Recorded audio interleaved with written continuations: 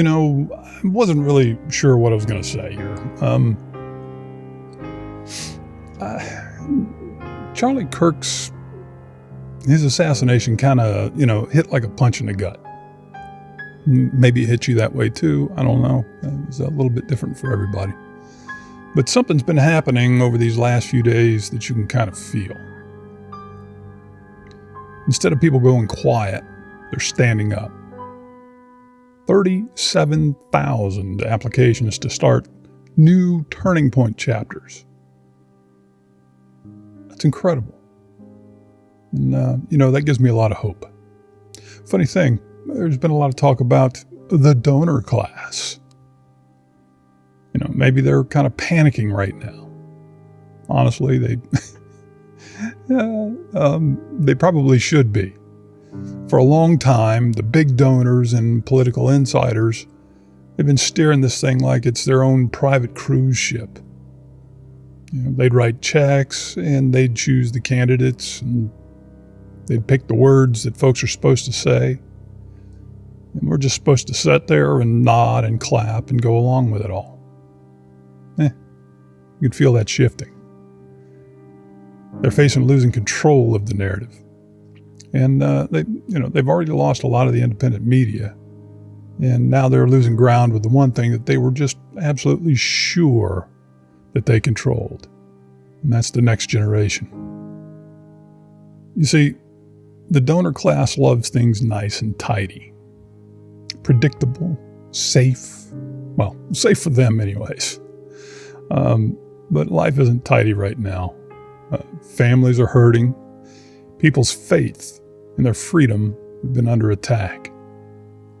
For decades, it's been basically this indoctrination station. Our kids have been told to sit down and shut up. And guess what? They're not shutting up anymore. Charlie built something that was not supposed to stay safe and small. It was supposed to wake people up. And now it has. That's exactly what's supposed to happen when the truth hits home. The grassroots, those things everybody talks about, the grass begins to grow. So here's the thing. These donors, the elites, whatever you want to call them, they can walk with us or they can step aside. Just that easy. But it's starting to look like, well, hopefully anyways, that they're not going to be in charge anymore. People will be, as it's intended. If you're a student, how about this? Start a chapter at your school. If you're a parent, talk to your kids about what's happening. If you've been sitting on the sidelines, think about getting into this game. It ain't that hard. This whole thing, it's bigger than politics. This is about who we are as a country, who we want to be, and whether we leave anything worth having for the next generation. Charlie's legacy isn't going to be written by people who panic behind closed doors. It's just not going to happen that way. It's going to be written by the kids who stand up in class and say, enough. Kids willing to stand up for morality. It's going to be written by the volunteers who knock on doors, the teachers and administrators who refuse to be bullied into silence, by the parents who show up at the school board meetings, and by every single one of us who refuses to give up.